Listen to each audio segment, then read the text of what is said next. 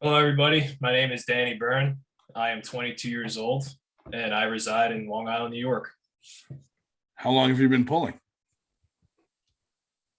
I started out just finding a group of guys on Armbet, and really, that's really how I got going. And then I just fell in love with it because I actually saw Devin on YouTube, and Devin was actually my main inspiration. So You and me both, buddy. yeah, Probably yeah. you, me, and a million other people. Yeah. And I loved his style of pulling, and I just Yeah. loved how he is at the table. And Yeah. I just one day hopefully, you Yeah. know. Right. No, he's such a nice laid back guy. Like it makes you want to hang out with him. You know what I mean? Yeah, I mean, I've personally never met him or hung out with him, but he seems so super cool. Yeah. Like, but yeah, man, Devin was my main inspiration behind all of it. Well, one day I'm sure you'll get to meet him. Oh, hopefully. Yeah. We got to get him down here in the United States soon. Yeah, absolutely. He's talking about doing another tour, so That'd be great. yeah, that'd be awesome. We'll make him put New York and Philly on his list. Yeah. East Coast tour this time. Northeast region. Yeah. But that's awesome, dude. It's cool to hear people get involved through arm bets because that's exactly what it was designed for. And it seems to be working because I've found a lot of people on there to come to our practice. Oh yeah, absolutely. Yeah, bet and the amount of messages I was getting and the names and places to go to and times, this and that. And yeah. And I just thought it was so super cool, like the camaraderie of it, Yeah. And you're young getting into it. So you're already a beast. I can't imagine 5 years down the road. Yeah, man. I try to stay humble, and I came from a strength background already. So, awesome. I definitely had a better start than most, but yeah. I'm constantly just trying to get better. That's great. Well, why don't you tell us about your strength background? So my strength background, well, first I played football for 17 years, and that pretty much kickstarted my strength training because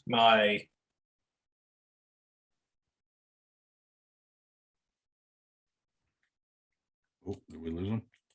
His name, but he pretty much like got me into it, and he got me, my strength coach, he got me into like all that lifting stuff. And then while I was in high school, I did like, mock powerlifting meets, this and that. I never really competed because, I didn't want to like hurt myself because I also was a shot put thrower, and I found some success in that. And that actually got me into college. And then once I was in college, I did strongman training for 3 years. That's awesome. So yeah. So that's really like all my strength background, and all about power movements and this and that. So that's great. If I heard you right, you said mock powerlifting or something. Was that basically where? What exactly did you mean by that? So by like mock meets, pretty much like it would be like me and 3 or 4 of my friends, and we would just go to the gym and then just max out on bench, squat, and deadlift. You know what I mean? Oh. And then we would train for it, like actually like prepare and actually like do like, preparation cycles. And then we'd be like, all right, this is the day we max out and who puts up the biggest numbers. So that's awesome. Yeah. I mean, it was fun, like it definitely was the base of all my strength and how I got strong in the beginning. So I really give a lot of credit to that. Now, are you officially on any team in New York? I mean, I'm kind of like, are you talking about arm wrestling or? Yeah, arm wrestling. Yeah. I mean, I'm pretty much a part of like there's not like one team in New York. It's kind of like factions. Yeah. So we have like one team, it's Script and Hit. That was like, me, Dan, I don't know if you met him, Chris Burton, John Mert. And then we have like Steve Black in that other crew. That's Empire Arms. Yeah. And I'm a part of that too. Yeah. And then Dan just made Prime Time Pullers, and I'm also a part of that. So I kind of I'm not really a part of one team. You know what I mean? That's good. So it's kind of just 3 different like factions, so to speak. Team New York. Yeah, Team New York, baby. No, that's cool though. More hands to pull with, you know? Oh yeah, it's great because say like on Sundays, that's when like Steve Black and all them they pull in a place in Holbrook, New York, where it's just on Sundays. And then Dan does a practice on Tuesday or Wednesday. And then I can then, follow up with, the next Sunday and pull again on Sunday. Yeah. So It's good to have options. oh, absolutely. Because whenever I couldn't make one practice, I just always fell on the other. Yeah. We have a lot around us too. So it's like Dave just bounces around to he has his pick of practices because there's so many within like an hour or two of us that it's just like you could go to 30 practices if you wanted to, Oh yeah. Dave joined us one time. Yeah, a few times. Oh, and then you made do you actually go to two of them the same week, or you basically pick and choose? It pretty much depends on my training. Like if I'm really training hard in the gym and all that, I really just try to stick to once a week. But say like I'm giving my body a rest from gym weights, I just decide to arm wrestle and get table time twice a week. Yeah. So it's hard to do all of it, No, I swear, like one of the main things I'm learning with this sport is you really cannot overtrain your body, because once you overtrain, that's it. Injuries are very susceptible and injuries last a while. Yeah. Like I popped an ulnar tendon in my right elbow, and that this literally didn't feel right for probably about 4 or 5 months. Oh yeah. I did the same thing with my wrist. Same thing, like 5 months. I can't pull lefty. Yeah, literally. It's like, literally. Now my left is way behind my right. Yeah, and I actually recently just did. I told you about it at your tournament. Yeah, I popped this ulnar tendon too. So now I'm just pulling righty. Yeah. Now you're like Paul Italia with double injuries. Nah. Hey. Paul is he's new to the sport, and he probably just unfortunate luck. Yeah, for sure. Yeah. Especially like he's a strong dude, and being newer to arm wrestling, like the stress that it puts on your muscles, and you know what I mean? Oh yeah, the stress on your tendons. And you don't have if you don't have years of conditioning, like that stress can, especially if you're like worn down, like I just screwed up my shoulder because, I was already kind of tired working out, and then I tried to do something stupid and, pop, and I'm like, oh shit. And that's that. It just happens. I haven't been able to do anything with my left arm for like 2-3 weeks now. So sheesh, man. Sheesh. But that's how it is, Yeah, that's the name of the game. You got to listen to your body when you're tired. Like you can't push it. You can only push it so far until, you're crossing that fine line of injury territory. Yeah, absolutely. I 100% agree. I've wondered, recovery is definitely a staple. Yeah, I've wondered if the people that are coming into this with a strength background have more pain with the tendon pain and so forth when they get started than somebody that does not. It seems that especially the bodybuilders, not more so than powerlifters, really have suffer quite a bit with the tendon pain. Because I've suspected it's because they can generate so much force from day one. But of course, they're not used to the force that we generate, or the directions we generate in arm wrestling. So I'm wondering, how was your experience with that, with getting started with the the tendon pain and so forth that a lot of people get? Dave, you're actually 100% right. I found that when I was starting to arm wrestle a lot of different people, and I had like when we first started, it was like the original 7 people that started the grip and hit crew on Long Island. A lot of guys were like, yeah, I used to power lift. And then there were a lot of guys who were just carpenters. And then there was a guy in the steam fitters, works with piping and all that stuff. And honestly, I was in a lot more pain than those guys were more consistently, because I never really full force train my tendons like the way that arm wrestlers need to. I was just benching, squatting, and pulling from the floor. So I was really feeling the main like toothaches, like running up your elbows and your Oh, yeah. biceps, and Hmm. even like your shoulders start to feel it. And then, Yeah. you know, And you're young, you bastard. Wait till Yeah. you're older. it almost makes me grateful that I started this early. You know what I mean? Right. You know, but yeah, 100%, Dave. I just feel like guys who came from like a power or aesthetic background, I feel like they definitely experience pain on a different, like, consistent basis, as opposed to somebody who, you know, just maybe does manual labor or mechanics and all that stuff. So Yeah. Are you in a job of the sort that, are you in a physical job, I suppose is what I'm asking, that you get the strength there as well? Or are you in something that you really are just getting your strength in the gym?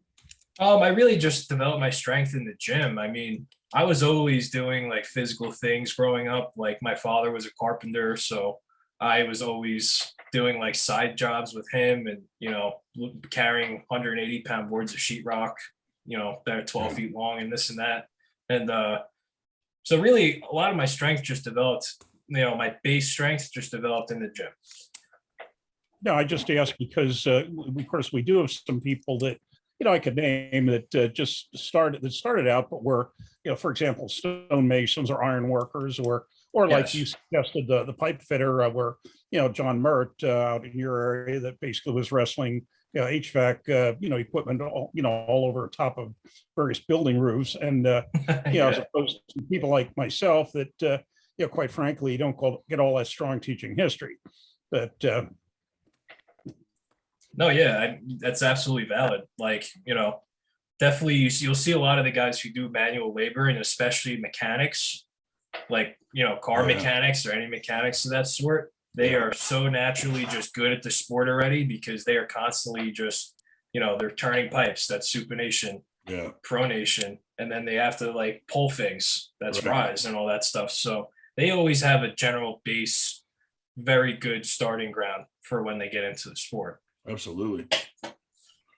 You used a phrase a while back, I think it was practice cycles. It was something cycles.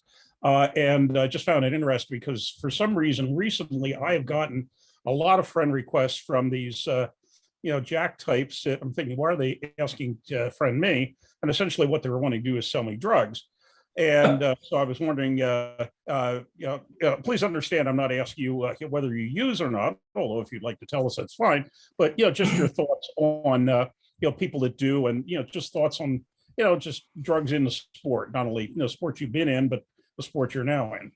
No, yeah, I am 100% natural. I don't take anything besides the occasional protein powder, and that's the God's honest truth. Yeah. And but yeah, I always generally stayed very natural. Like I maybe took pre-workout here and there. That's really it. Maybe some creatine. That's it. You know, like Yeah. I never dove into steroids or tests and all that stuff, because I'm young. Like I don't need to take stuff like that. But, Right. and in my opinion, with, you know, the performance enhancing drugs in our sport, it definitely makes a huge difference when it comes to people who trained natural, say for 5-6 years, and you'll see it like on YouTube, and then like all of a sudden take like a guy, Artem was maybe benching, you know, 150 pounds that I saw one time, and then he's doing like 220 for sets of 6 and 8 and that and stuff like that. So it's like, I just feel like, you know, they definitely make a difference in our sport, but if I consider them fair, absolutely not, because if it were up to me, I would definitely have a doping control of some sort in the sport, and definitely, you know, put those guys in different categories, so to speak. Like PED guys, you're Yeah. just going to pull guys like that, and then Right. natural, you'll stay natural. Pull the guys who are just, you know, they're natural. So some guys I feel too like start doing it too early. Like if you haven't reached your max that your body you can push your body naturally, you probably shouldn't just jump on the stair. You know, like wait No, till you yeah, plateau or something, and yeah. then to hit that next level. You know. Oh, absolutely. Like, you know, and you'll see with a lot of guys, like example, look at Devin. Look how huge Devin got in 6 months or something. Yeah. Monster. And then how he was able to just manhandle Monster Michael Todd, you know? So I feel like there's definitely a correlation between the usage of it and your performance. And the only reason Dave was asking about the steroid thing is he's trying to find someone that can give him a better price than the guys that are adding him on Facebook. And it's so funny, like, you get into a strength sport and like you put it out there on Facebook, and it's like you'll get these random guys. They're like, oh, like I have this, that, and like, hit me up, like I got a deal, Yeah. Oh yeah, dude. Yeah, it's just remarkable because I like to say I've gotten, I would say, a good 8 or 10 just within the last couple of weeks, and it's almost as though they're watching who accepts friend requests from their competitors. Yeah, absolutely. And they jump on as well, and I generally, they don't push. I've generally said, hey, look, I'm 70, I'm natural, I don't have any particular use, thank you, and they go, no, he's like, but do you have Viagra? Dan, welcome. Thanks for interrupting our podcast. Sorry about that. What's up, Danny boy? How you doing, buddy? Hey, how's it going, man? Been better, but just gonna keep chugging along, That's all you can do, man. That's all you can do. Yeah, absolutely, brother. Just gotta keep working, keep striving. That's it. One day at a time. Absolutely. Dan, you're so wise. So real quick though, I don't know what you guys have already talked about, but have you that's why it's better to show up on time. This is why I'm fashionably late, because I just it's just one of those things you gotta do. Yeah. Well, so, then we just got done talking about like PED use in the sport and how I feel about it and my opinion on it and if I take or not. And I don't take, so that's really what we just got done talking about. Well, you guys all know I don't take anything, or I'd be much stronger than I am. You would, if you were to still have that claim of the worst arm wrestler in the world, and then I'm not taking it right. I probably would just old yell at you. The guy I'm buying it from on Facebook is selling me junk. Dirty. You want to tell the world about what started this right here? Oh, actually, I was telling them a little bit about that. We did talk about that, yeah. Yeah. Oh. Yeah, man. Fair enough. So to change the subject a little bit, since we had a momentary dead air there, the one thing I was wanting to ask you about as well is I know you've been doing some referee training, so to speak. Yes, yeah. Black and others, and how's that coming, and how'd you basically get into that? Basically, what got me into that was one afternoon or one morning at Eric Johansson's house. We were practicing, and it was when Steve and Mike Bisman were talking about doing their first tournament, and they were like, "Oh, well, we would love to just have New York refs, and we would just love to, gain the influence and." Spread the word like, oh, like look at these New York guys, they're competing and they're reffing at these tournaments. So really it was just one practice where Steve was like, all right, I want you to ref a couple of matches doing different rules, like, do WAL, PAL or WAF, and then I don't know, IFA. AAA, yeah. Your AAA, yeah, something like that. And really I started doing it, and I honestly took an interest to it because throughout my life, I have a huge football background, and I actually used to referee like youth games while I was in high school because, it was just something that my hometown community liked to see, the varsity kids, they were refereeing the youth games and this and that. So it was really that's really my main interest in how I got into refereeing and stuff like that. Yeah, kind of a two-part question. Do you have a preference for that you think one format is better for the sport than others? And is there, do you find that one or the other is easier to ref? Well, I can tell you for certain that the easiest format to referee in is definitely WAL. Just close your thumbs, close your hands, go. But in my opinion, the fairest format that any tournament or setting can follow, in my opinion, is WAF, where you get the set grip, or get your own grip for 30 seconds. And then if you don't find your grip that you're happy with, then the referee will set you. Do you want a cap, no cap? And that's honestly, in my opinion, the fairest way, because you can't move or load or nothing like that. Because you see WAL guys, they're loading like crazy as soon as they close their hands or close their thumbs, you know? Preference Do you for the find refereeing? Do you have a preference for the I'd say my preference is definitely WAF for sure. I feel like, you know, if you can earn that grip in the set grip, then that's what you deserve, you know. WAL, it's just whatever you could get and then go, you know. So definitely my preference is WAF for sure. Well, that's You, for the setup. What about the running foul versus stop and reset? I definitely don't mind the running foul stuff, but in my opinion though, like I just feel like if you elbow foul, you elbow foul. I just feel like in WAF, if you elbow foul, you restart the match and you already have a foul. All right. I mean, that's really like how I feel about that. And I just feel like it definitely adds definitely more of a fair setting for both the competitors, because in some settings it's 2 fouls and you lose, 3 fouls you lose sometimes, but definitely I feel like it's more fair for sure. do you feel that from starting with refereeing and learning more about refereeing, has that affected your skills at the table? Dan, I feel like it actually improved my skills at the table, because it definitely made me more self-conscious of what the rules are and what, like, how to conduct my movements, like on the table, so to speak. Like how to cheat better. Yeah, like how to cheat better, exactly. Like, you know, how to like gain, how to gain like depth and all that stuff, like with your hand in the setup. And definitely reduced my elbow fouling by like at least 60%, because when I first started, I was elbow fouling like crazy. And then honestly, like when I started to like really learn how to referee, I feel like it made me definitely more self-aware of where I'm at on the pad and, all that stuff. And, just, stuff like that.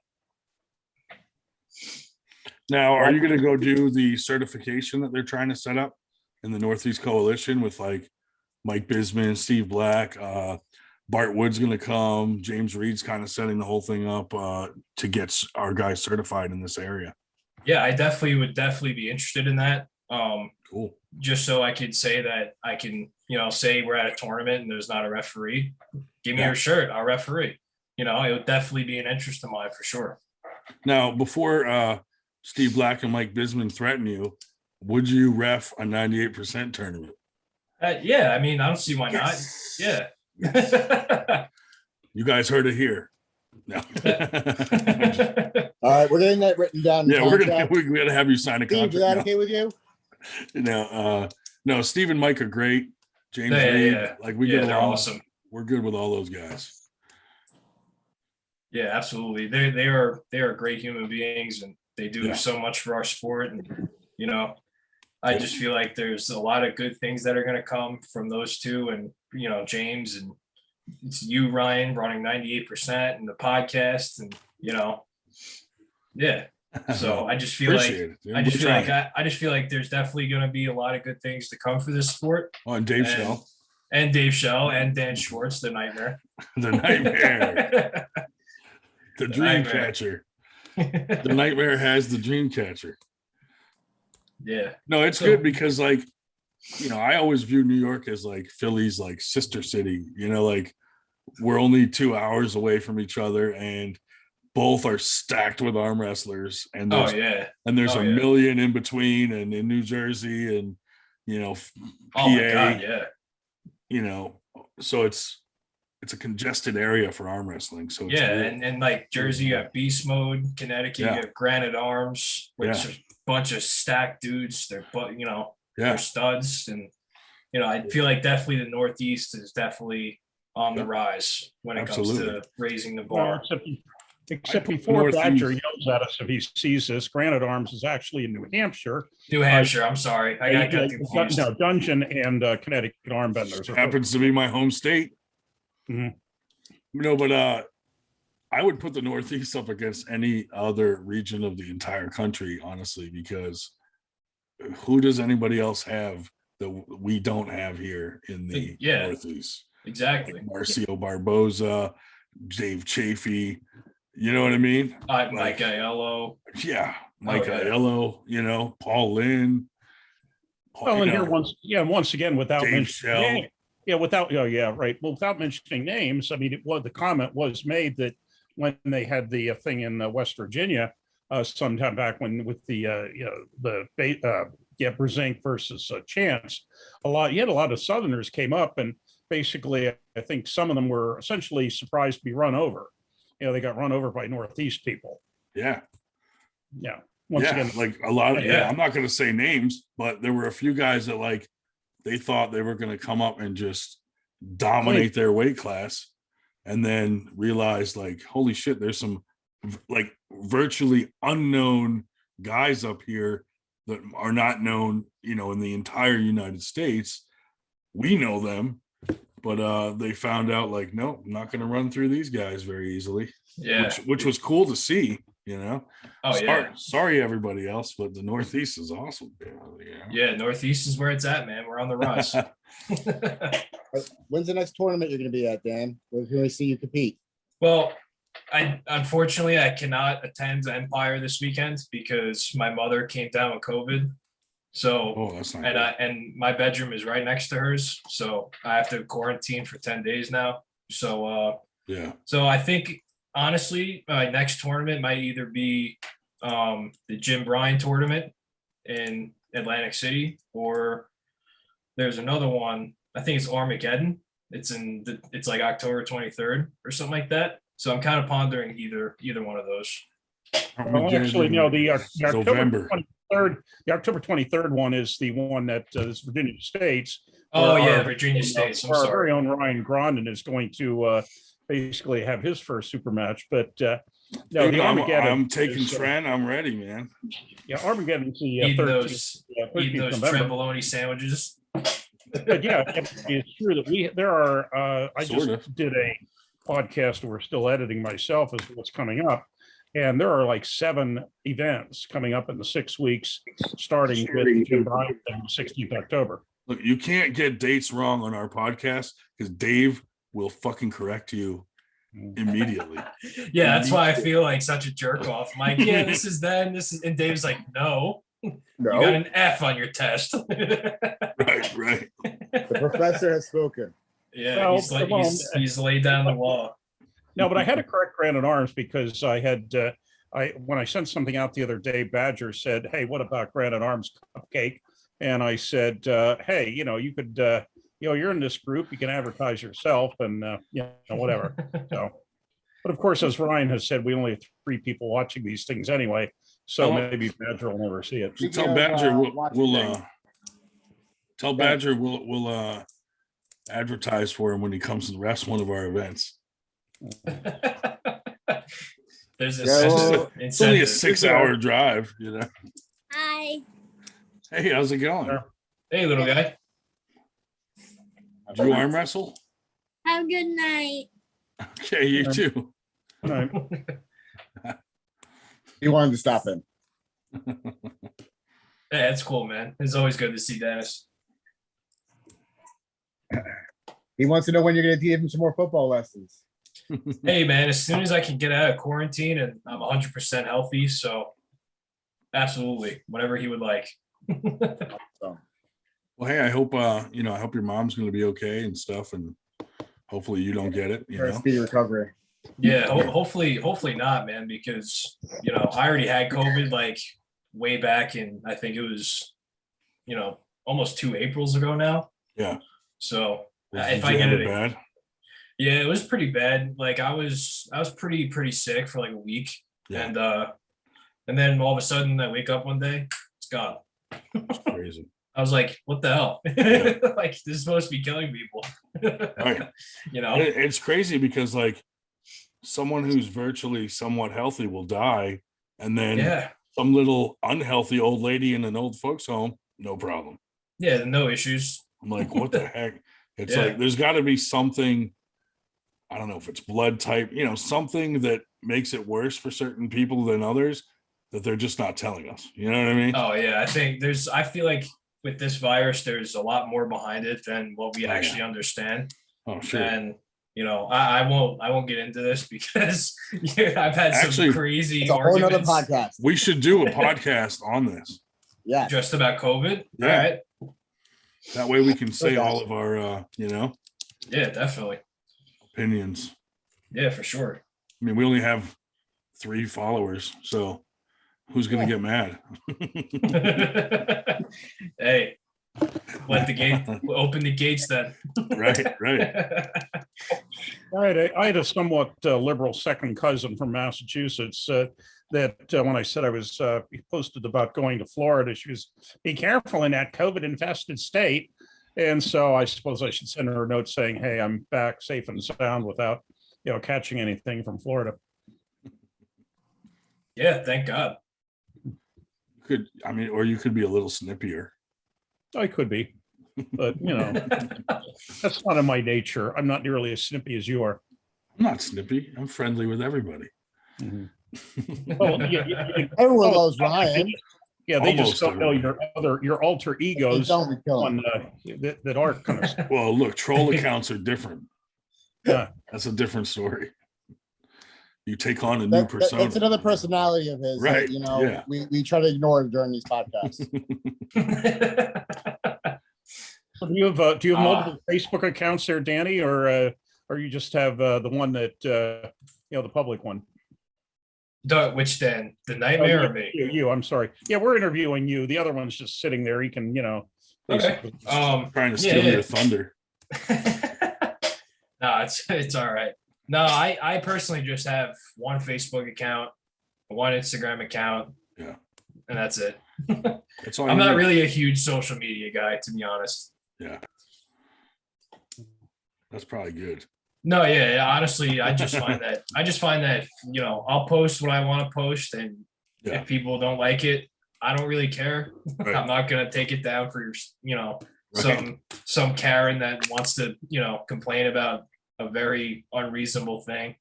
I'm just not. I'm not like that. You know what we say about those people? Fuck that guy. Fuck that guy. It's our motto around. or gal, as the case may be.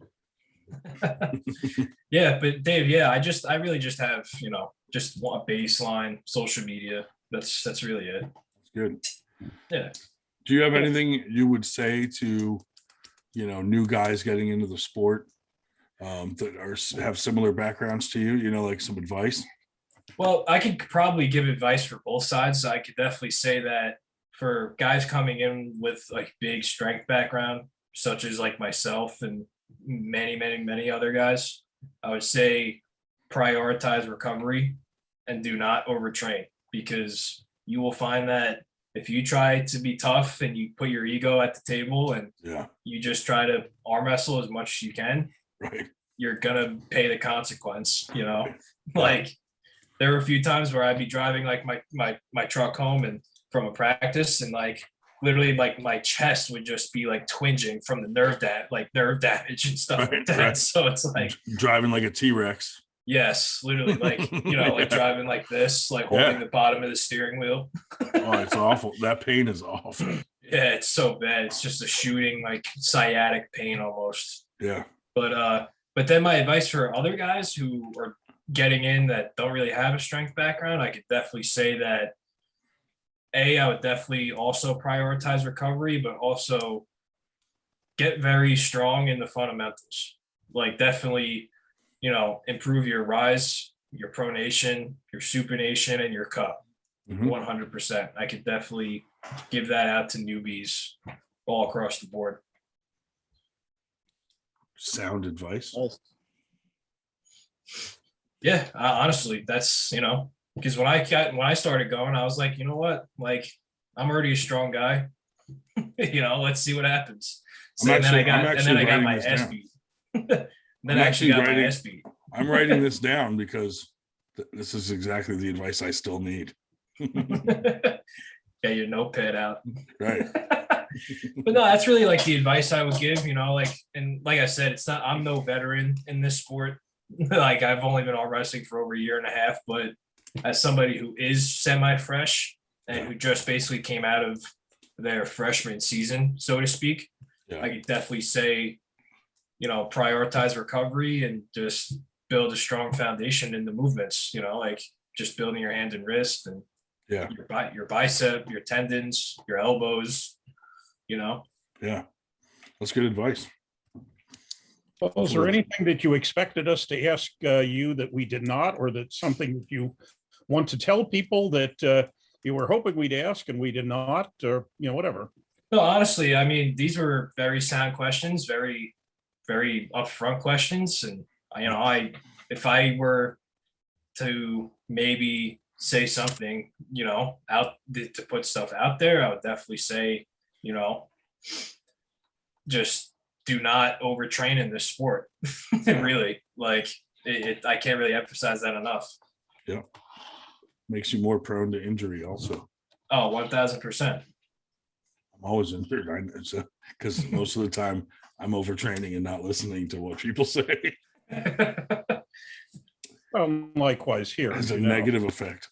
Honestly, though, like once you could just step down with your ego, I feel like a lot of things, and I'm just saying in general, I'm not pointing at any fingers, but if people could just step down with their ego and learn how to just let their body chill, I feel like it changes the game for people. The best is when this is the best sport to ego kill, because absolutely. The best is when these big dudes come in and some little 150 pounder is smashing them and they're like, how are you doing this to me? Yeah. What like sorcery is this? Yeah. Yeah. And Dan could actually attest to this story. It was the first practice we had at Chris's house, Chris Verdon's house. Yeah. I was, I came in, I was like, I'm strong, I'll probably do good. Yeah. And we had a kid who was 160 pounds, Sean. Oh yeah. He just swept me right off the table basically, and I was like, you know what, like not as strong as I thought. Yeah, I was like, shit, man, like I just got mopped with a guy who's like half my size, literally. happens to me all the time. Definitely a humble experience. Oh, it really is. Like when you have someone that's that much smaller than you and they just like whomp. It's a real it kills your ego, but then it's intriguing because you're like, okay, there's a trick to this. I need to learn this shit. Yeah, absolutely. You know what I mean? Yeah, 100%. Because you're like, if that guy could get that strong at that size, and I'm this size, I should. How strong can I get? Yeah, right. It makes you think like, okay, maybe I can do this. Like, oh yeah, you have that initial doubt when you get smoked, and then you're like, you start to process it, and you're like, maybe I could, do this if I train right. Oh yeah. And then right after that experience, I swear to God, I just put my head down and I started hitting the gym like crazy and table time serious, Yep. And then I'm just building up my fortress. I'm just like starting to take it serious recently. Like I just hit a year, but the first like 8 months I was like, just show up and arm wrestle. Yeah, just show up and arm wrestle. And now I'm like, all right, I'm sick of losing to guys half my size. And I'm like, no, let's try to pick up the pace here. No, absolutely. We discussed there's hobbyists and there's people that actually are dedicated to it. And in all candor, I think both of us, Ryan and myself, are definitely the hobbyist thing. He's trying to move out of it. I'm not sure that I have yet, but the flip side of this, and I did not know this story until Ryan interviewed him some months back, was Ed Texera, Ed the Cruz, who said when he first showed up, he couldn't figure out how basically the two people he wasn't able to deal with were this 68-year-old guy, namely me, and a 16-year-old kid, namely Brecken. And so that was his like, hey, wait a minute, there's something wrong with here, because he had come in from bodybuilding, powerlifting, and everything. But and I was not aware that I had frustrated him at the very beginning, and so of course now I don't, because he's much stronger and now he knows what he's doing. But, the story of my life is watching people show up and they basically, I can handle them. And after a month, when they figure out what the hell they're doing and how to apply their strength, it's like, okay, that's it. I never beat them again, which is fine. No, that's really like the biggest like learning curve in this sport is just how to apply like your strength in the areas that we need, you know? Like once I just learned how to apply things like through my arm and just my arm, really, it really Yeah. changed like a lot of things for me. And then especially like, you know, learning like the basic like anchor points on the table and this and that, and just applying like your weight into your Yeah. arm. It's a game changer. Well, and the point's been made that the motion that we use in this sport is not a natural one for humans. No, it's very we unorthodox. push and we pull. We push, we pull. We push forward, we pull back. But we really don't have a natural affinity for pushing sideways. Right. Yeah. No, and honestly, like our bodies are really just not built for that. Right. Like our bodies aren't built for just the side Right. pressure element in Right. arm wrestling, you know. We're hinged this way for a reason. Yeah, not this way. Right. This way. Right. And the whole wrist control thing. I mean, who ever trains a wrist strength except us and gymnasts, pretty much. Yeah. And who really trains their hands? You know, I know like strongmen do, but powerlifters do, but who else? Well, but even there with the strongmen to a group of power lifters, you're training your grip. Yeah. But I don't know if you're necessarily training, the pronation and supination. Right. Unless you're kneading dough for a living or a massage therapist for a living, your hands Right. are not getting the actual workout that you need. Right. Not to brag. Oh no, we would never ever accuse you of that. Never. But Yeah, knowing your strengths is definitely something, and applying them, being able to apply them and apply it to your specific body style, your specific technique is definitely something that comes with time within the sport. You for just sure. don't jump on the table and know it. And For sure. I've watched, Dan, you can attest to this. You know, I've watched you grow as an arm wrestler, and other people that we've trained with from the day one, they've grown from very, very different arm wrestlers from when they first started.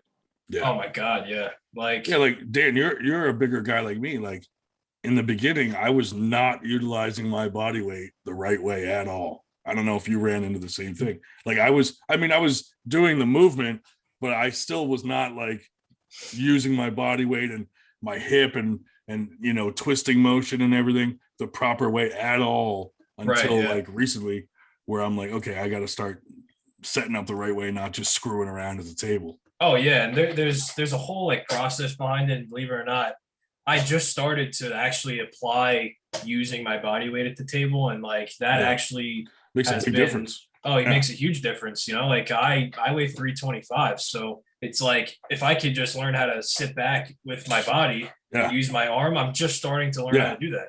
Yeah. So someone has to have 325 pounds of back pressure to deal with that, Yeah. which nobody does. So that's, as long as your arm can handle more back pressure than them, you're going to have it every time. You Yeah. know?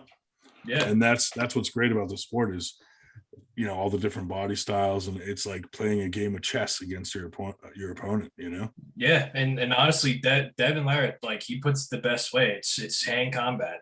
Yeah. It's whoever can gain the best advantages through the hand and the arm. Yep. Really.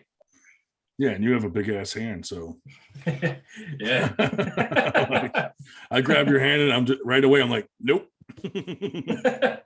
Like, I know I don't have this one. That's what makes him a really good training partner for me, because I got the smallest hand in the team, and whenever I get to train up with him, it's like, okay, now I know how to handle a really big hand. Yeah. Yeah. I mean, and sometimes it's the opposite though, because there's been times where I've gripped up with someone and they grip you up in a way and you're just like, oh, I'm so fucked right now. Yeah. And then they got nothing. And you're like, okay, I didn't expect that, Yeah, it's really like you won't really know somebody's power unless you're going to be practicing with them or Yeah. you meet them at a tournament and you get the go. Right. You're not really going to know where their power lies until Right. you get that start. Yeah. I mean, there's guys at practice, I'm not going to say any names, but that I can crush slow pulling, but on a ready go, Different story. fucking get me every time. The whole different story. Yeah. Which I'm like, good for you, dude. Like, that's awesome. you know. I'm at the point where I'd rather see other guys do well than I don't care about myself so much, you know. Like I want to see the younger guys like crush it, you know. But yeah, that's very generous, Ryan. You know, I'll my approach is slower. So I'm like, I'll get better as I go. I got time. I'm just kind of having fun with it, you know? Right. Yeah. And honestly, my contribution to the sport is other ways rather than as being an arm wrestler. You know what I mean? Absolutely. Like I'll grow the sport rather than try to make a name for myself as an arm wrestler. Yeah, I had one of my rare wins at a Rosenblum tournament about a year and a half ago, and went to the straps, and I won it. And they basically, the person who was announcing said Dave Shell for the win, and then after they took the straps off, he apparently said it twice more, which I hadn't paid attention at the moment. But my brother said watch the video, and he said, do they always announce the winner's name 4 times? And I said no, only the ones that shocked the shit out of them, which was probably true. Dave Shell won. It was like, oh, they're like, we can't believe it.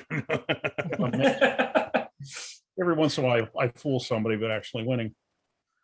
Yeah, Dave, you're not bad. You just do the same thing every time, man. Just curl your wrist once in a while. Well, I do a left hand. I just don't do with the right hand. Yeah, but the coordination's definitely not the same. No, you are way more difficult to pin, lefty, for sure. Yeah, well, I don't win that often, but I tell people truthfully that I win 4 times as much with my left, although I'm not sure if it's because I'm that great or everybody else sucks left. I think it's probably a combination of both. Well, it must be nice to have some wins. Well, you'll get yours on the 23rd of October. Maybe not, dude. We don't know. Gary Roberts might be too much for me. We'll see. Oh shit, yeah. He might have that quick hit and I won't be able to stop it, which is what he's known for. So yeah, he has. Yeah, I've seen a few videos on Gary, and he definitely possesses a very like violent hit. And he's a crazy dude at the table. Right, he's gonna try to get in my head. Like, you ever see that video where it was like Worlds like 2005 or something? Like he's like scratching his face. Yeah, like, dude. Luckily, like, I'm not the guy that any of that will work on. Like, I would laugh. Like, I would be like, come on, dude. Yeah, like, dude, let's go. But he might be too quick for me. There's nothing you can do if someone gets to jump on you faster than you can contain it. So, if he gets it, he might do all right. We'll see. But I've seen him in a hook, and I'm like, he's definitely not getting me in a hook. So if I can get him into a hook, he's probably in some trouble. Hey, man, just shoot into that hook, man. Yeah, I've seen a lot of girls beat him in a hook. So. So is that trying to say something, Ryan? I'm like right there with them. So you're just same level. Yeah. So I'm hoping, You're aspiring to be a hooker then. Yeah. Well, yeah, dude. I can't top roll. My forearm's too short to top roll. Everybody would just go right over me, No, I mean, hey, look at like Sasha, who's about to pull RBJ. Very short arm, and he's definitely probably has the same caliber of side pressure as like Todd Hutchins. Yeah. In the hook, Right. So it's really just depending on like how you use your body, Yeah. And like I'm still where learning. to find. Yeah. And like, Yep. Like I still don't have like a path that I'm 100% sure. Like this is my way to do things. Like I'm still toying with things and trying new things, and practice is where I try a million different things. Oh, absolutely. And Ryan, do you remember in Baltimore we were all sitting and talking to Todd Hutchins? Yeah. He was like, yeah, man, listen, maybe 25 years from now you'll be you'll be up there. Yeah. Like 25 years, I'll probably be dead, dude. Yeah. Well, that's why I go to 4 practices a week. It's hey, at age 70, I have to make up for lost time. Yeah. God bless you, Dave. Yeah. What are we Oh. gonna, Dave? We got to do something special for your funeral. Mm. No, did that get too dark? Was Yeah, that a too little dark? bit. Nah, I mean, We'll plan it on a different episode. That sounds like a good idea. So, Dan, I actually do have another question for you. yeah, sure, man. In preparation for a tournament, what have you found as your best way to recover and get your body ready for a tournament so that your joints have the appropriate time to recover from heavy duty training? Well, then it's honestly different for a lot of people. You know, you'll hear Michael Todd, he'll say he'll stop arm wrestling for 2 weeks and then he'll stop lifting for a week. Me personally, like that's just too much rest. For me, what works for me personally is I stop lifting and arm wrestling a week before. And I noticed that if I just do the proper recovery, like I'm big into icing, I'm big into, ace wraps and compression, because when you utilize like tools like that, and like, I also use a TENS unit here and there to just, sometimes I'll just put them on my forearms and this and that like gets like my nerves firing and all that kind of stuff. So really, like, I just take a week off where I just ice. I make sure I eat. Eating is it's top priority for a big guy like me and Ryan, and yeah, that's number one. That's literally number one, and then, if we want to get specific with like nutrition, it's just, I eat a ton of protein and I kind of just, reduce the carbs a little bit. Yeah. That's really how I eat day to day. It actually motivates me to, like, I haven't done it yet, obviously, but I want to lose weight because I'm like, I don't want to go against these fucking 300-pound Mike Aiellos at a tournament. You know what I mean? Yeah, So it's absolutely. making me want to cut down some at some point if I'm going to start competing more serious. And Ryan, honestly, like, I see your point, because that's like, I actually had that initial fear, but as I like started pulling like some of these bigger guys at tournaments and eating some of these guys that are bigger than me, I find it invites the challenge and invites, for me personally, it just invites, for me to get the beast out and, show like what I could do.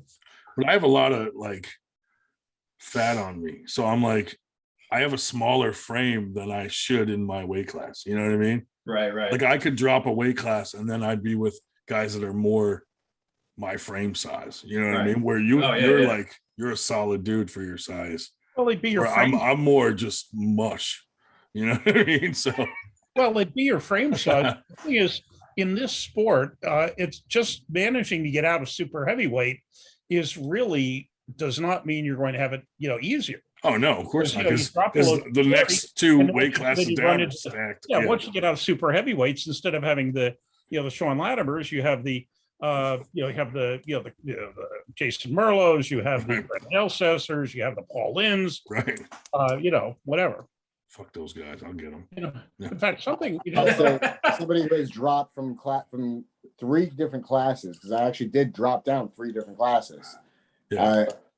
It's finally I found a class that I found that, hey, I'm actually really good at the 176 and lower classes, and I was able to actually feel strong at and effective, because the heavier classes for me I was just too fluffy. Yeah, and then some of these tournaments, though, the 198 is just absolutely stacked compared to the 20. It seems like everybody is either under 200 pounds or they're over 240. I'm shooting for 150. The gap between between 220 and 240 is not that many pounds. Well, something I think we should have asked earlier. By the way, Danny is in Byrne. Do you have a nickname? Oh no, I actually do not. Let's give him one. No. I mean, to me personally, like Byrne. No, me personally, like I won't give myself nicknames. Most guys that I train with, they just call me Big Dan. Right. That's a nickname. Yeah. Yeah, I mean, I guess that's my nickname, Big Dan. Mine's like, hey, asshole, or Hey, douchebag. right. You little bitch. I'm like, I can't argue. Oh yeah, but I guess you could say that's my nickname is Big Dan. And Yeah.